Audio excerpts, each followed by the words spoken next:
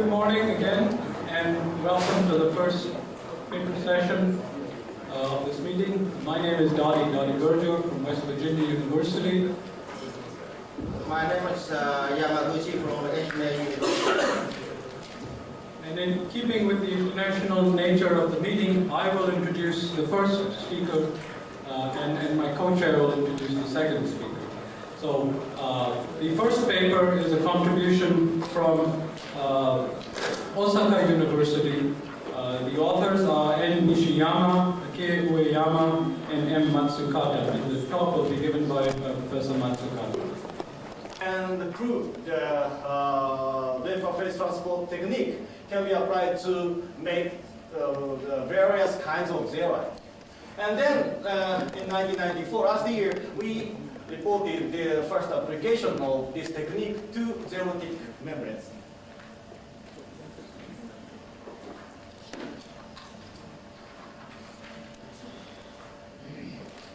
The objective of this study is to investigate the synthetic conditions to obtain various types of zeolitic membranes.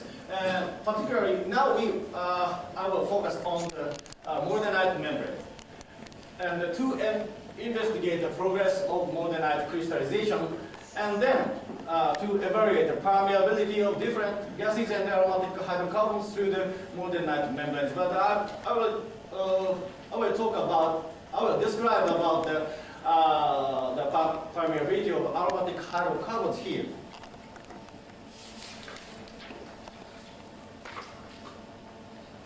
This transparency shows the preparation method of our zeolitic membrane. Then first we mix the silica source and the alumina source. Then in this way we make our aluminum silicate amorphous gel.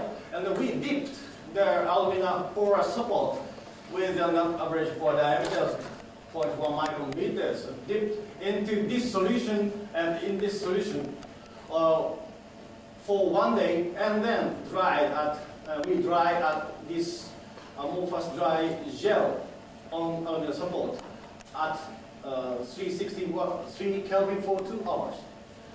Then this dry gel transported to the autoclave and crystallized this thin layer, dry gel layer, in the vapor of organic triplet and water. And after that, we rinsed and dried the products and calcined at 500 centigrade degree for 4 hours. And heating rate and calcination is very important, so we took heating conditions at 0.1 Kelvin per minute. So we need 3 days for calcination.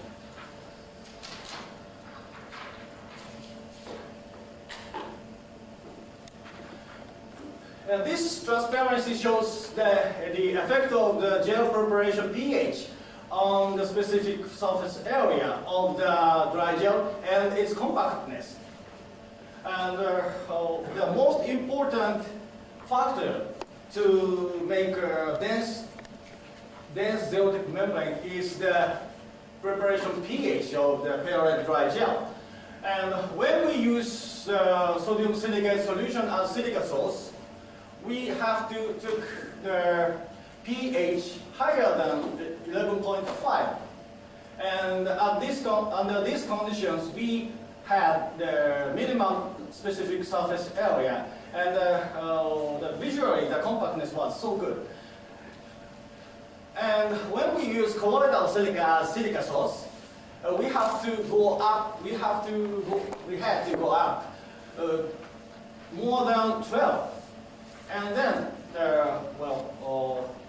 we visually observed that we got the very nice compact amorphous layer on the alumina support. And less than the pH of 11.5 and 12, we had no membranes. I mean, there's many cracks and pimples were formed on the alumina support. It can be visually observed. So, this is the same micrographs, and we need 4 days for crystallization of morganite. And but this is the top view, and it looks like just the accumulation of the morganite crystals. It is apparently this is not a membrane, just the accumulation of crystals. However, this is the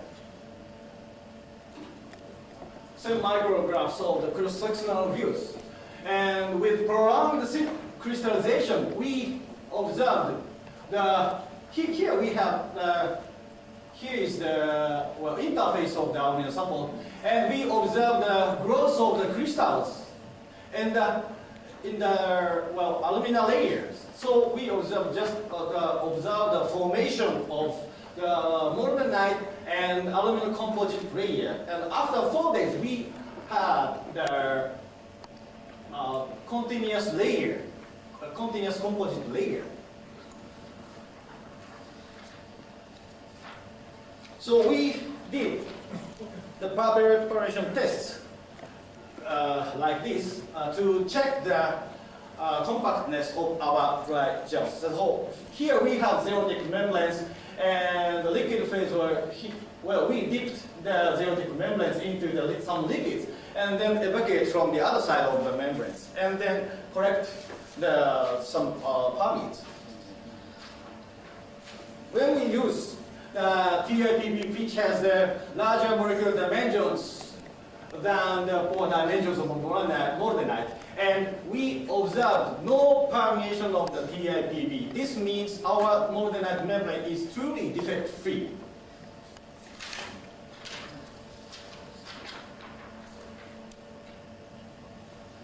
And this is the result of the power evaporation test of the equimolar mixtures of benzene and paraxylene. And after this experiment, we observed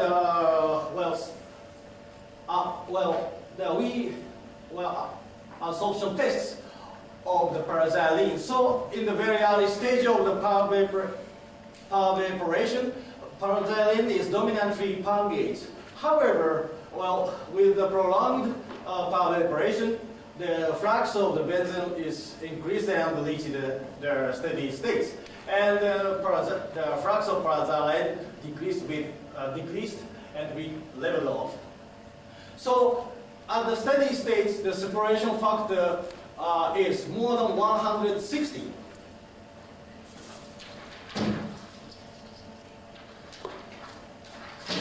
So now we come to conclusion. And defect-free morganite aluminum composite membrane was successfully synthesized using vapor phase transport method. The most important factor governing the compactness of the zeolitic layer was pH to prepare dry amorphous gels. But of course, there are many factors influences the compactness of the zeolitic layer.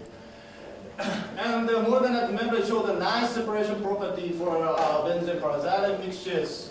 And we believe that this is the first example of the zeolitic membrane with the large pore, 12-member ring zeolite. And also we believe the first example of the appearance of shape selectivity. Thank you very much.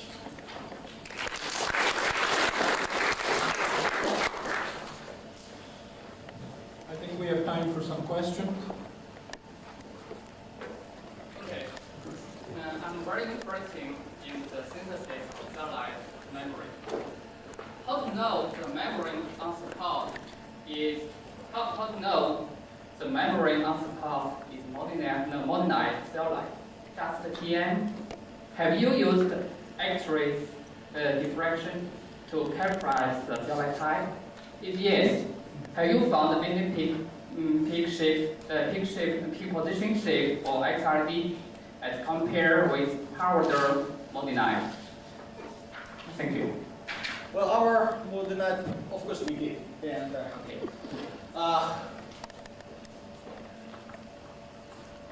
and we, well, here, this transparency shows the variation of the external patterns of monolithic membrane. And then we have now, just after after 1 day crystallization, we observed the small monolithic peaks other than the alpha aluminum peaks. And then it grows. It grew with the prolonged time of crystallization. But anyway, the intensities of these peaks are almost the same as the powder pattern. No shift. No any peak position shift as compared with the powder diffraction. Well, we feature no comparison, but we checked the peak powder patterns with the powder monolithic commercially supported, but it's all the same. So our membrane is polycrystalline and not oriented. Yeah. I know some of the zeolites, such as Z5, sometimes you can find some of the peak position shift. We made membrane so far the bordenite and ferrite and the ZSA5, but we observed no shift. Okay, thank you. Maybe time for one more question. I would like to suggest that speakers please identify themselves. Very interesting result. My question is, you showed very good shape selectivity by applying power vaporization. But what would you expect if you apply the separation in a gas phase, both sides of the membrane in the gas phase? I once experienced, although both sides are liquid, it shows shape selectivity, but in case both sides is gas phase, shape selectivity decreases. Probably liquid phase in my case at least, the liquid phase in crack may be the reason for selectivity differences. Well, I agree with your opinion somewhat. So there are some examples, there are some liquids like that. So, however, but judging from the vaporization results of TIPP, because we observe no permeation of TIPP, so we believe the most transportation of the molecules occurs inside the zeolite pores. And just after the experiments of evaporation of liquid molar mixtures of paraxylene and benzene, we did the same experiments with TIPP. And after that, we performed again the evaporation experiment with the paraxylene benzene mixtures. And we observed very nice reproducibility. And so, judging from these results, so we strongly believe that, anyway, we have no cracks. Thank you very much, Professor Mark. So let us move to the next speaker.